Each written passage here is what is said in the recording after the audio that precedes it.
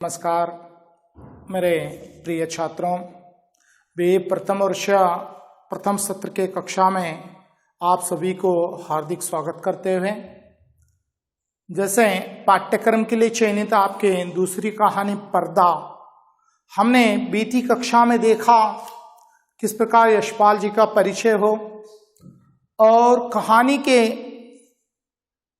प्रमुख एक परिवार को केंद्रित बनाकर इस कहानी को जो लिखी है यशपाल जी, इस कहानी के पात्रों का परिचय भी हमने विवरणात्मक रूप से बीती कक्षा में हमने जानकारी हासिल की। तो देखिए, चौधरी पीर बख्श के दादा एक दरोगा विभाग में थे। उन्हें दो बेटे थे। फजल कुर्बान ए रेलवे विभाग में था और इलाही बख्श ए डाक विभाग में था। फजल कुर्बान को 4 लड़के 3 बेटियां थी और इलाही बख्श डाक विभाग में थे, दूसरा बेटा। उन्हें 4 बेटे 2 बेटियां थी। तो इलाही बख्श की चौथा बेटा, बड़ा बेटा तो डाकखाने में था, दूसरा बेटा अस्पताल में कंपाउंडर था, तीसरा मुदरसी शिक्षक था और पीर बख्श एक प्राइमरी तक शिक्षा को हासिल किए थे और 2 बेटियां थी। जैसे पीर बख्श के दादा ने जो मकान बनाया था, पक्का मकान, जैसे फैमिली के मेंबर बढ़ते गए, जगह की किल्लत हुई तो घर से हवेली से बाहर निकालकर मोहल्ले में कुछ किराए से भी रहने लगे। तो उस प्रकार एक सामाजिक, एक पारिवारिक चित्रण को यशपाल जी ने बहुत सुंदर ढंग से इस कहानी का कथा को जोड़ा है। तो आज ये तीसरी पीढ़ी जो इलाही बख्श का चौथे सुपुत्र पीर बख्श के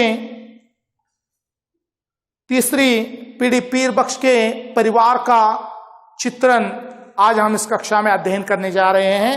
तो पीर बख्श को, तो देखिए, चौधरी पीर बख्श की भी ब्याह हो गया।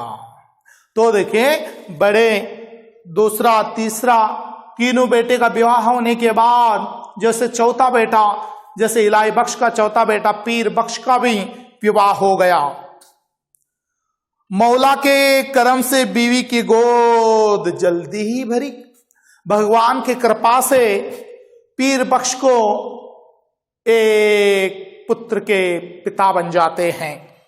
जल्दी पीर बख्श ने रोजगार के तौर पर खानदान की इज्जत के ख्याल से एक तेल की मिल में मुंशीगिरी कर ली। एक खानदानी थे, चौधरी खानदानी। तो खानदान की इज्जत के लिए मुंशी पीर बख्श ने क्या किया, जैसे एक तेल के मिल में मुंशी की नौकरी पकड़ ली। प्राइमरी तक शिक्षा हासिल की तो उन्होंने, पीर बख्श ने, एक तेल के मिल में एक मुंशी क्लार्की की नौकरी करते हैं।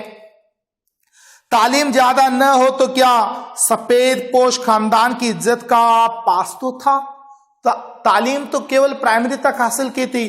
खानदान पोशाक था सफेद कपड़े, पेटा और मजदूरी और दस्तकारी उनके करने की चीजें न थी।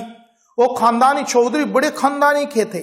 तो मजदूरी और कैसे कर सकते हैं, मजदूरी दस्तकारी उनके करने की चीजें न थी। चौकी पर हमेशा बैठे रहते, जैसे मुंशी थे पीर बख्श, चौकी पर बैठकर काम करते थे। कलम दवात का काम था, जैसे कलम दवा, कुछ आयुर्वेदिक दवा देते, कुछ कलमा फूकते। कोई बच्चे बीमार होते, किसी का सर दुखता, किसी को बीमारी होती, 12 रुपए महीना अधिक न होता।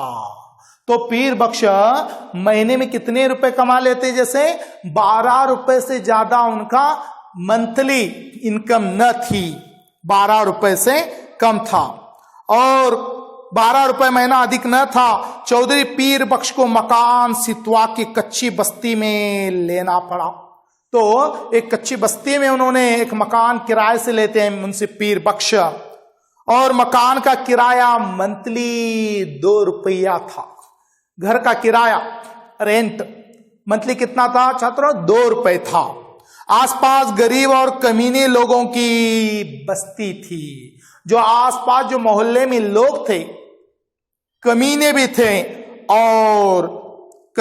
थे और गरीब लोग भी थे बस्ती में। कच्ची गली के बीचों बीच गली के मुहने पर लगे कमेटी में नल से टपकने पानी की काली धार बहते रहती। तो देखिए, जहां उन्होंने मकान लिया था मोहल्ले में एक चौराहे पर एक छोटी सी नल थी, 24 घंटे पानी उस नल से टपकता रहता, जिसके किनारे घास उग गई थी। पानी एकत्रित होकर नल से गिरते हुए घास उगी हुई थी। गली के मच्छरों और मक्खियां के बादल उमड़ते रहे। जैसे पानी एकत्रित होने से घास उठी थी, गंदगी की वजह से मच्छर इधर उधर दिखाई देते। सामने रमजानी धोबी की भट्टी थी, जिसमें धुआं और सब्जी मिले उबलते कपड़ों की गंदगी उड़ते रहती। जैसे सामने एक धोबी की भट्टी थी, हमेशा उबलते हुए कपड़ों की गंध महक आती रहती। और दाई और बीकानेर की मोचियों की घर थे, बाई और बीकानेरों की मोचियों के घर थे। बाई और वर्कशॉप में काम करने वाले कूली रहते। तो बाई और क्या, जैसे कूली का काम करने वाले गरीब लोग भी उस मोहल्ले में रहते। तो इस प्रकार इस कहानीकार ने, जो पीर बख्श इस कहानी के नायक हैं, जो उन्होंने जो मकान लिया था जिस मोहल्ले में, उस मोहल्ले का जैसे किस प्रकार एक प्रकृत्यात्मक रूप की तरह, जैसे वहां के वातावरण को, वहां के रहन सहन को भी अपने विचारों को इस कथा में जोड़ने की कोशिश की है। सारी बस्ती ने चौधरी पीर बख्श के पढ़े लिखे सफेद पोस्ट थे। सारी बस्ती में चौधरी पीर बख्श से पढ़े लिखे सफेद पोस्ट थे। बहुत तो कम शिक्षा थे, लेकिन उन्हें अनुभव था। बस्ती में पढ़े लिखे उनकी इज्जत करते। सिर्फ उनके घर की दयड़े पर पर्दा था। सिर्फ पीर बख्श के दयड़े पर, चौकट पर लटका हुआ एक पर्दा था, अथवा मोहल्ले में किसी के घर पर भी पर्दा नहीं था। सब लोग उन्हें चौधरी जी, मुंशी जी कहकर सलाम करते। जो आते जाते लोग उन्हें चौधरी सलाम, मुंशी जी सलाम कर उनकी इज्जत करते। उनके घर के औरतों को कभी किसी ने गली में नहीं देखा था। जैसे इस मोहल्ले में किराए से आकर सालों बीत गए, लेकिन मुंशी पीर बख्श के परिवार के औरतों को मोहल्ले में कोई भी लोग उन्हें आज तक नहीं देखे थे। लड़कियां 4-5 बरस तक किसी काम काज से बाहर न निकलती। घर में आबरू के ख्याल ने उनका बाहर निकलना मुनासिब न था। जैसे मुंशी पीर बख्श को 2 लड़कियां थी, तो लड़कियां 4-5 साल में एक बार बाहर निकलती, क्योंकि उनके परिवार की आबरू इज्जत का उनके लिए ख्याल था। तो देखिए, उनके परिवार की महिलाओं को मोहल्ले में से कोई भी व्यक्ति आज तक नहीं देखा था। पीर बख्श खुद ही मुस्कुराते हुए सुबह शाम कमेटी के नल से घड़े भर लाते।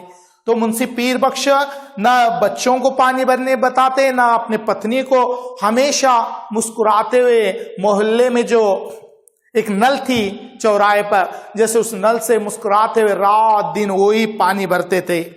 चौधरी की तनख्वाह 15 बरस में 12 से 18 हो गई। चौधरी पीर बख्श की तनख्वाह कितनी, 12 रुपए थी। तो कुछ सालों में, 15 सालों में 12 रुपए से 18 हो गई। खुदा की बरकत होती है तो रुपए पैसे की शक्ल में नहीं, आस औलाद की शक्ल में होती है। भगवान का सबसे बड़ी देन है जो औलाद है, जो बच्चे। तो देखिए, ये खुदा की देन है। तो उस प्रकार जैसे रुपए तो इंसान कमाता है, पैसा कमाता है, आयश करता है, मौज मस्ती करता है, सब कुछ अपने जीवन में कर सकता है पैसों के बल पर, लेकिन जो औलाद की देन है, जो बच्चों की देन है, सबसे बड़े खुदा की देन है। 15 बरस में 5 बच्चे हुए। मुंशी पीर बख्श को 15 साल में 5 बच्चे हुए। पहले 3 लड़कियां, बाद में 2 लड़के हुए। दो देखिए, तीसरी पीढ़ी है मुंशी पीर बख्श की। 3 लड़कियां, 1 2 3 और लड़के 2 हो गए। तो कुल 15 साल में उन्हें 5 बच्चों के पिता बन गए। दूसरी लड़की होने को थी, पीर बख्श की वालिदा मदद के लिए आई। जैसे दूसरी बच्ची जन्म लेने से पहले उनकी वालिदा यानी उनकी माँ उनसे मदद के लिए आई, क्योंकि उनके बड़े 3 भाई थे। एक डाकखाने में था, एक अस्पताल में कंपाउंडर था, एक टीचर था, लेकिन किसी ने भी अपनी माँ की देखभाल नहीं करते। तो लास्ट में मुंशी पीर बख्श छोटे बेटे के पास उसकी वालिदा मदद के लिए आ जाती है। वालिदा साहब का इंतकाल हो चुका, दूसरे की भी वालिदा की फिक्र करने आया नहीं, छोटे लड़के के यहां ही रहने लगी। तो वालिद तो चले गए, लेकिन वालिद साहब के इंतकाल हो चुका, दूसरी की वालिदा की देखभाल करने वाले कोई नहीं थे। 3 बच्चों में तो मुंशी पीर बख्श छोटे बेटे के पास उनकी माँ आ चली। जहां बाल बच्चे और घर बार होता है, 100 किस्म के झंझट होते हैं। तो मुंशी पीर बख्श को भी 5 बच्चे थे, एक पारिवारिक समस्या थी, लेकिन मां भी आ टपकती है। कभी बच्चों को तकलीफ होती है तो कभी जच्चा को। ऐसे वक्त में कर्ज की जरूरत कैसे न हो, घर बार हो तो कर्ज भी होगा। तो देखिए, मुंशी पीर बख्श की 12 रुपए तनख्वाह थी, 15 साल में 18 हो गई, तो परिवार तो बढ़ने लगा, कर्ज लेने की नौबत आ गई। तो मुंशी पीर बख्श, मील की नौकरी का कायदा पक्का होता है, हर महीने के 7 तारीख को गिनकर तनख्वाह मिल जाती है। पेशगी से मालिक को चिढ़ है, कभी बहुत जरूरत पर ही मेहरबानी करते थे। मंथली 7 तारीख को उनकी सैलरी होती है, पगार होता है, लेकिन जब जरूरत पड़ती है तो भी उनका मालिक चिढ़कर कभी कभार मदद करता है। जरूरत पड़ने पर चौधरी घर की कोई छोटी मोटी चीज गिरवी रखकर उधार लेकर आते थे। तो मुंशी पीर बख्श जी जब भी घर में जरूरत होती है, फाइनेंशियल प्रॉब्लम होता है, घर की कोई ना कोई चीज किसी के पास गिरवी रखकर वो क्या करते, कर्ज लेकर आते। गिरवी रखने से रुपए के 12 आने ही मिलते, ब्याज मिलाकर 16 आने को जाते, फिर चीज घर लौटाने की संभावना न रहती। 12 आने रुपए मिलते गिरवी में, 4 आने ब्याज मिलाकर, ये जाने के बाद भी घर को कोई चीज लेकर आना भी असंभव था। मोहल्ले में चौधरी पीर बख्श की इज्जत थी, इज्जत का आधार था घर के दरवाजे पर लटका पर्दा। तो पूरे मोहल्ले में मुंशी पीर बख्श मुंशी चौधरी जी की इज्जत थी, और उनकी सबसे बड़ी इज्जत थी कि उनके जनाने पर जो लटका हुआ पर्दा उनके सबसे बड़ी इज्जत थी। भीतर जो पर्दा सलामत रहता, कभी बच्चे की खींच के बेद हवा के झोंके से छेद हो जाते, पर्दे के आड़ से जनाने हाथ सुई धागा से उसकी मरम्मत कर देते थे। तो हवा के झोंके से हो, बच्चों की खिंचन से हो, कभी कभी पर्दा क्या हो जाता, जैसे फट जाता, तो क्या सुई धागा लेकर क्या करते, जैसे मुंशी पीर बख्श उस पर्दे को क्या करते थे, जैसे सी जाते थे, मरम्मत कर देते। दिनों का खेल, मकान की डेरे की किवाड़ गलते गलते बिल्कुल गल गए। जैसे दिन बीतते गए, पुराना मकान था, डेरे की किवाड़ गलते गलते बिल्कुल गल गए। कई दफे कसे जाने से पेच टूट गए, सुराख ढीले पड़ गए। मकान मालिक सुरजू पांडे को उसकी फिक्र न थी। जो मुंशी पीर बख्श जिस मकान में, किसके मकान में किराए के घर में थे, उसका नाम है सुरजू पांडे। मकान गल रहा था, किवाड़ गल रहे थे, लेकिन सुरजू पांडे को उस मकान की थोड़ी भी फिक्र न थी। चौधरी कभी जाकर कहते सुनते उत्तर मिलता, कौन बड़ी रकम थमा देते हो, 2 रुपये किराया और वह 6 महीने को बकाया। जानते हो लड़कियां का क्या भाव, लकड़ी का क्या भाव है, न हो मकान छोड़ जाओ। सुरजू पांडे क्या कहता है मालूम है, जाकर मुंशी पीर बख्श से शिकायत करता है, क्या कितने किराया दे रहे हो, 2 रुपया, वो भी 6 महीने मिलाकर देते हो। कहते हुए सुरजू पांडे उसे डांटता है, और 6 महीने का बकाया, जाने लकड़ी का क्या भाव है आज के मार्केट में, जानते हो। सुरजू पांडे मुंशी पीर बख्श को डांटता है, मकान छोड़ जाओ, आपको पसंद आए तो रहो, नहीं तो मकान छोड़ जाओ। आखिर किवाड़ गिर गए। रात में चौधरी उन्हें जैसे तैसे चौखट से टिका देते।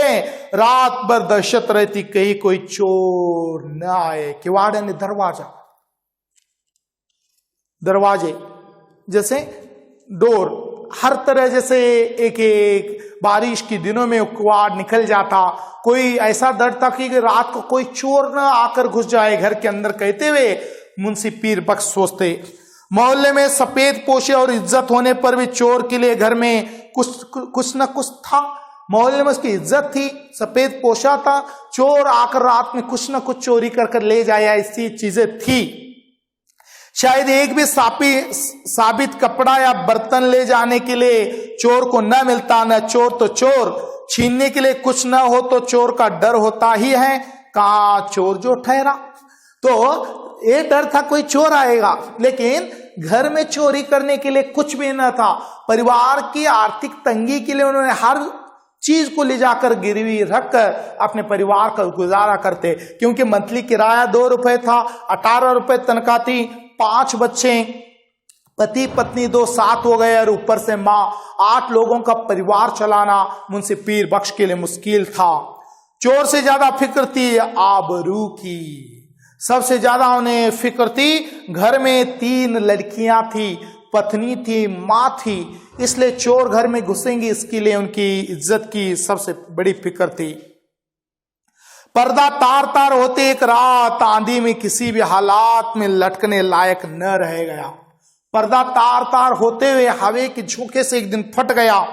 दूसरे दिन घर की एकमात्र पुस्तौनी चीज दरी दरवाजे पर लटक गई। पर्दा फाट गया, एक दरी की एक चद्दर को दरवाजे पर लटका गया।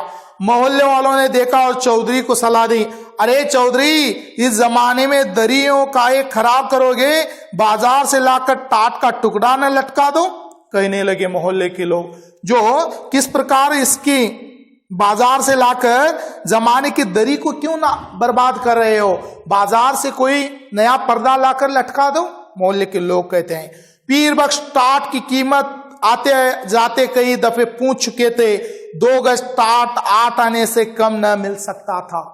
मार्केट में उन्होंने टाट पूछा, टाट की कीमत 2 गज टाट की 8 आने से कम न थी। हंसकर बोले, होने दो, क्या है, हमारे यहाँ पक्की हवेली भी दयोड़े पर दरी का ही पर्दा रहता था, फटने दो। हमारे हवेली में भी पहले यानी क्या होता, दयोड़े के ऊपर पर्दा ही, ऐसे ही दरी लटकाई होती।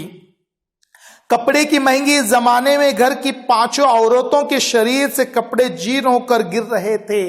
घर के अंदर 5 औरतें थे, 3 लड़कियां, पत्नी और माँ, उनके शरीर के कपड़े भी जीर्ण होने लगे।